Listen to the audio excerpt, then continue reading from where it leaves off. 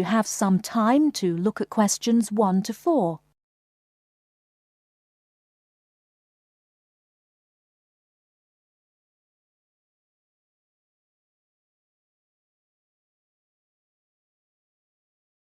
Listen carefully and answer questions 1 to 4. Good afternoon. I have with me in the studio today Dr. Stephen Phillips, author of the new book Silver Lining, which is an investigation into UFOs. Now, Dr. Phillips, can you tell us a little about your book? Yes, certainly. Over the last 12 years, I've become increasingly interested in the subject of UFOs, and this book is a compilation of all the sightings that I've heard about, together with evidence. You see, so many people are convinced that there is life on other planets that I thought I would do some research myself. And what did you find? Are we alone in the universe? You sound skeptical. Well, you'll have to buy the book to find out my personal conclusion, but I can tell you this. There are a lot of sightings in a number of different countries, and the surprising fact that I have found is that despite never having met each other, a great number of these witnesses describe an almost identical object. Now, I realise that television and the media has given us all a mental picture of a UFO, a silver ship with bright lights that moves at very high speed. What interested me was that in all the eyewitness accounts I heard, people gave very precise and detailed descriptions that varied only slightly. Reports from America, Europe, even Asia, all share a significant number of similarities. Interesting. Tell me, have you been able to see any evidence yourself? Well, no. My aim in writing this book was not really to present my own opinion, but to gather all the information available and collate it into a kind of reference guide.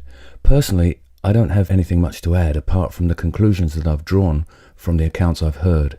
I understand that there is a strong body of opinion that claims there is hard evidence that is being suppressed by the American government. Could you comment on that?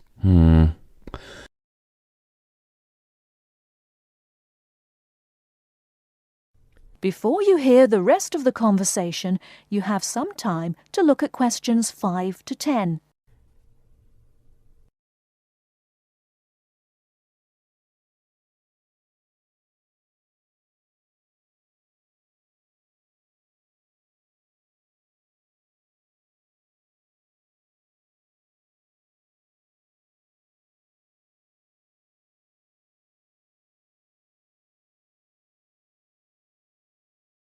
Now listen and answer questions 5 to 10.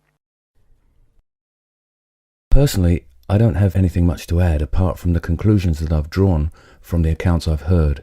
I understand that there is a strong body of opinion that claims there is hard evidence that is being suppressed by the American government. Could you comment on that? The second chapter of my book actually talks about a place in America that has often been in the media, Area 51. Area 51? Yes, it's a military base in New Mexico. In 1947, a man called McBrazel claimed... Sorry, who? McBrazel. That's M-A-C, capital B-R-A-Z-E-L. Anyway, McBrazel claimed to have found pieces of an alien spacecraft on his farm in Roswell. Now, many people believe that this was true and that the government of the time took the debris.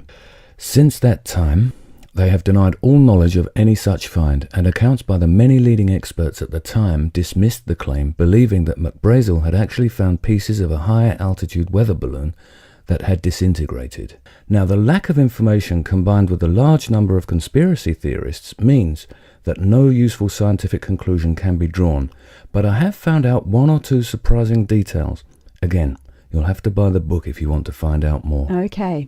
Now, I understand that an overwhelming majority of UFO sightings occurred in America. Do you find that in any way relevant? Well, as I mentioned before, there are a large number of conspiracy theorists, and the popularity of science fiction programs in America could lead you to suspect that these sightings may be nothing more than an overactive imagination. However, I have found that there are a number of other factors that determine UFO sightings. In Northern Europe, the number of reports is very low, whereas in Southern Europe, where there is more open space, less light pollution, and generally clearer skies, the number of sightings increases. Now, when you consider the vast open areas of America, particularly around New Mexico, there is an argument that UFOs are simply easier to see in certain geographical and climatic situations. Well, I've never thought of that. If I could ask you one final question, Dr. Phillips, what about alien abduction? Well, I don't really cover that in my book. You see, I was looking to present facts from which people could draw their own conclusions. With these reported abductions, I've found them to be very unreliable. Well, thank you very much for your time.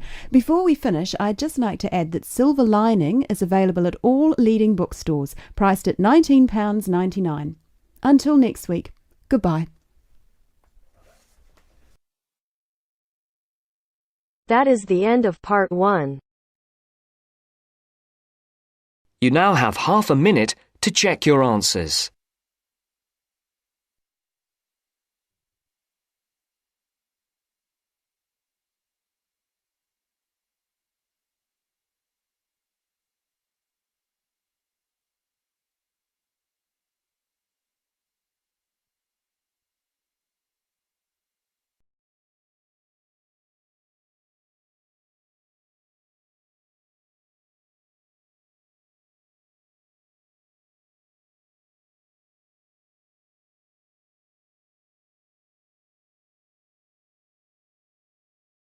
Now turns to part 2.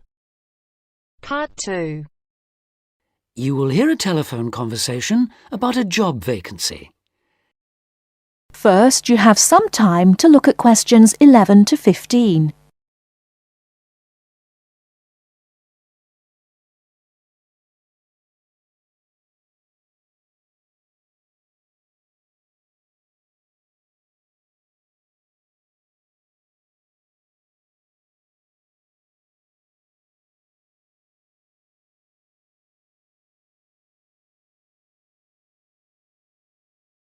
Now, listen carefully and answer questions 11 to 15.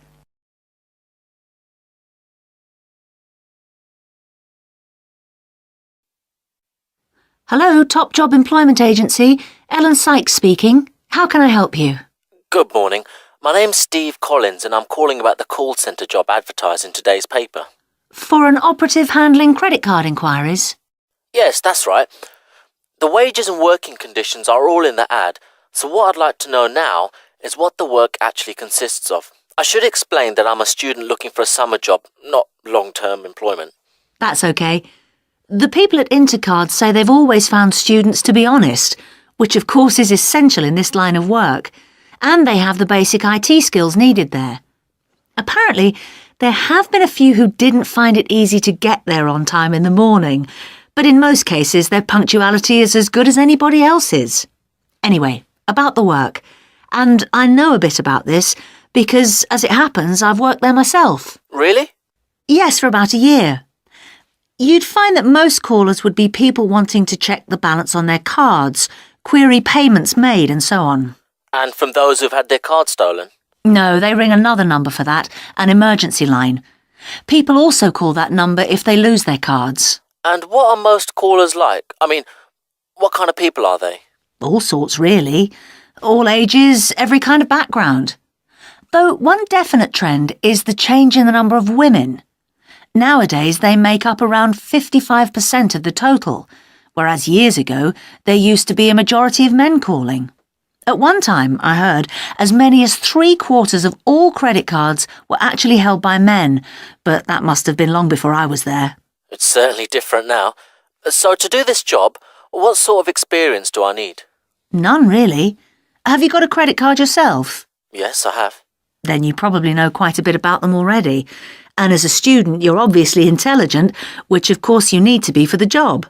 So after a day or so working with an experienced operative, I'm sure you'll have picked up enough to deal with routine inquiries, which of course most of them are. But there are bound to be questions I can't deal with, at least at first. What happens then? In that case, you can ask a supervisor. They're very helpful to new staff. I think I like the sound of this. What do I do next?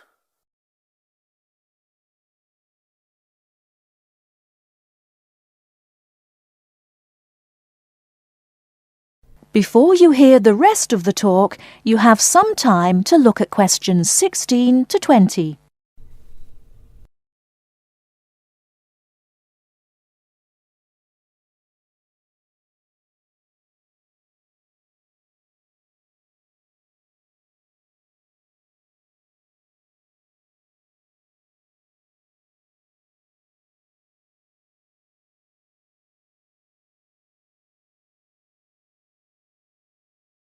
Now listen and answer questions 16 to 20.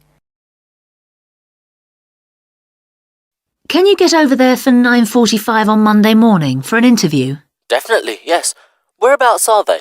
In Riverside Business Park. Do you know it? Yes, I've been there once. How do you usually travel? By bus. Right. So you take either the 136 or 137 to the bus station, and when you come out of there, you turn right. Along Orchard Road, that is. The road from the railway station? Yes, that's right. You go past the petrol station next to the car dealers, then carry on down the road. Do I take the first left at the main car park? Well, you could do that, and walk up Newfield Avenue alongside the shopping centre, but it's a long way round. I'd suggest continuing along Orchard Road with the water company and then the insurance offices on your right. They used to be local government offices, by the way. Yes, I remember those. And you keep going until you reach the advertising agency. Now, facing that is a small road called Cherry Lane. There's a newspaper office on the corner, and opposite that is a big hotel, so you can't miss it. And how far down that road is it? Well, they aren't actually in Cherry Lane. You walk as far as the next junction and turn right into Armand Drive at the mail centre. Intercard is in the third building on the right, between the airline offices and the shipping company. Fine. I'll be there on Monday. Thanks very much. Bye. Good luck. Bye.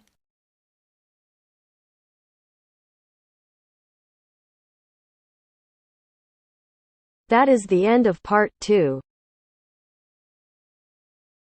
You now have half a minute to check your answers.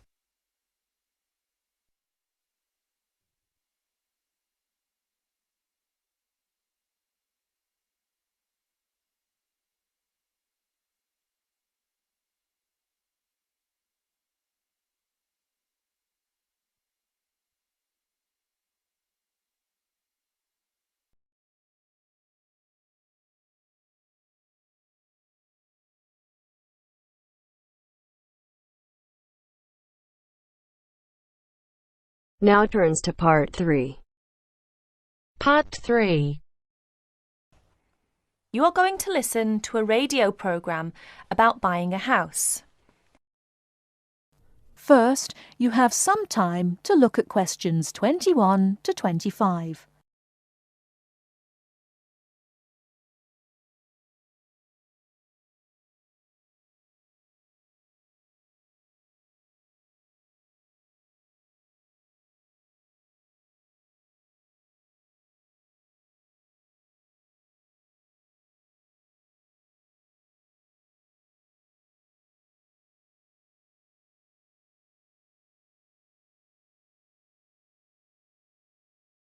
Now listen carefully and answer questions 21 to 25.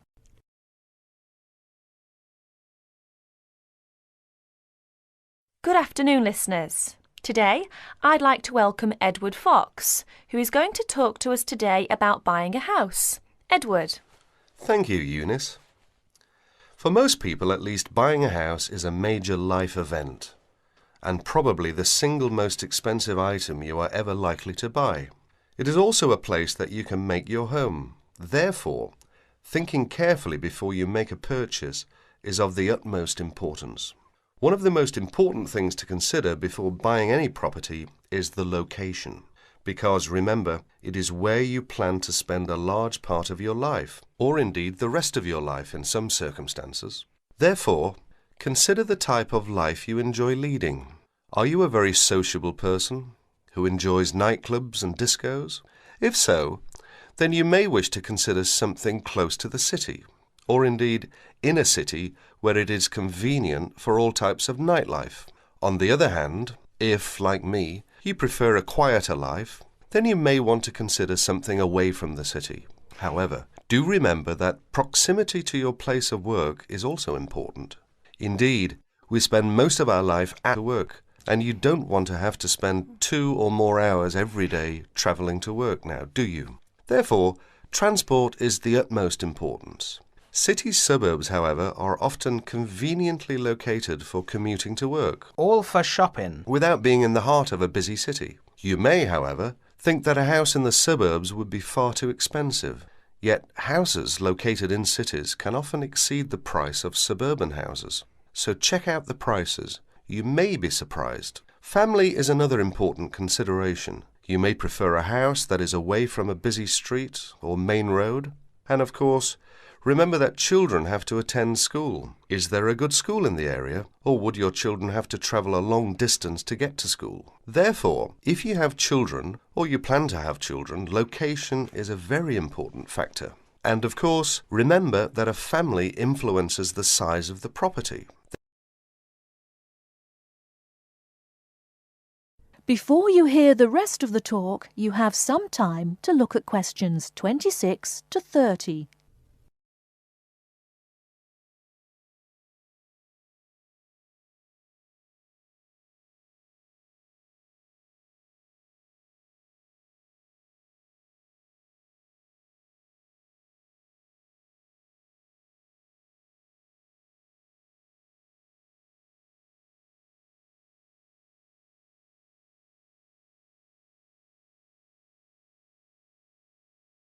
Now listen and answer questions 26 to 30.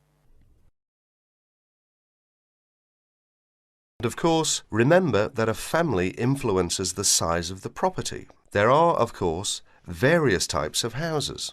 There are detached houses which stand alone and are not joined to another building. Then there are semi-detached houses, which, incidentally, are the most common, and for good reason, because they are less expensive than detached houses. This is because they are, in fact, two houses joined together, and therefore take up less space. And finally, there are townhouses, which are many houses joined together to form a long row. But don't think that townhouses are less expensive than semi-detached houses. They rarely are. This is because they are usually built in cities where the prices of property is very expensive indeed. The age of property is another consideration. If you're considering buying an old house, beware. You may be faced with expensive repairs and renovation bills. So have the house thoroughly checked by a professional surveyor before you decide to buy. But then again, there are things you can look for yourself. Things such as the condition of the woodwork, especially doors and windows that can be expensive to replace. More importantly, make sure all the fixtures and fittings, things such as cupboards, sinks, taps, bathtubs, are all in good working order, because replacing kitchens and bathrooms can be a very costly business. And don't forget the garden. If the property has one, if you enjoy gardening, then fine. But if you don't enjoy gardening, then you may prefer a small garden as opposed to a big one. But even if you do enjoy gardening, it is important to remember that gardens take up a lot of your time. So keeping a garden in good order may be very difficult if you work long hours. One final thing is the general feel of the place. Does it have a good atmosphere? And most importantly of all, would you feel comfortable living there? Thank you, Edward. But I'm afraid that's all we have time for today. But I'll be back next Wednesday when my guest speaker will be talking about buying a computer. So until then, bye for now.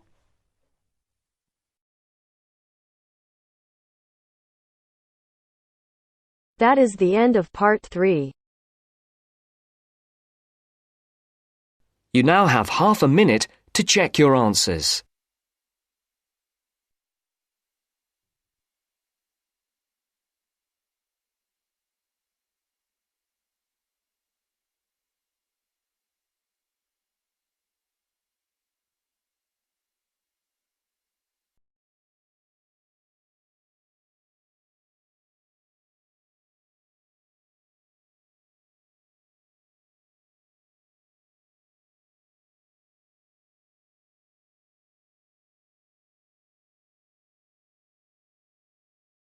Now turns to part 4. Part 4. You will hear a wildlife expert giving a talk to a group of bird lovers in the UK about a species called the tawny owl. Before you listen, you have some time to look at questions 31 to 40.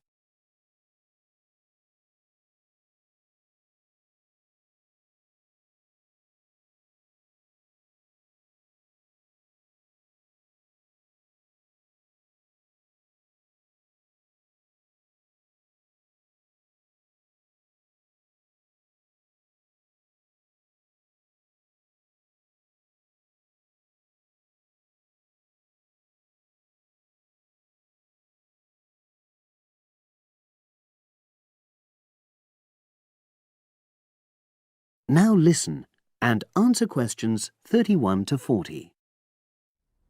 Good evening, everyone. You're all likely to be familiar with pictures of the tawny owl.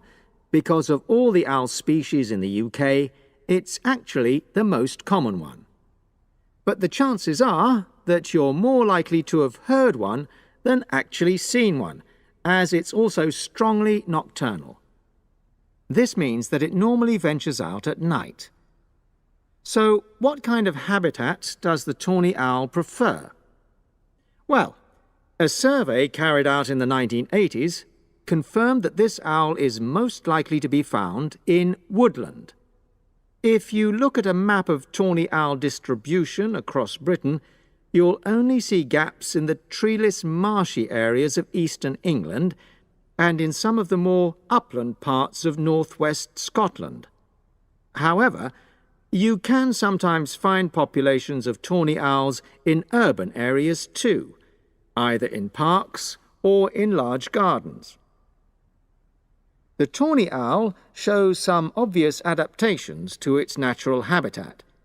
For example, both its wings and its tail are short, which helps it to maneuver through the trees. Also, the bird's plumage is a mixture of brown and grey, and this provides suitable camouflage for when the owl perches up against a tree trunk. Then there are its large eyes. The tawny owl's visual capacities are considerably better than those of humans, and although it can't see in complete darkness, it's sufficiently well equipped to be able to navigate its way around woodland on all but the most overcast nights. Another factor that contributes to the tawny owl's success as a hunter is its excellent memory of the layout of different areas. If you combine this ability with the owl's strongly territorial and sedentary nature, most populations of tawny owl are sit-and-wait predators, you realize that it has a good opportunity to predict where prey might be found. Finally, as well as having large eyes, the owl's sense of hearing is excellent, and this helps it to locate potential prey as it sits on its perch.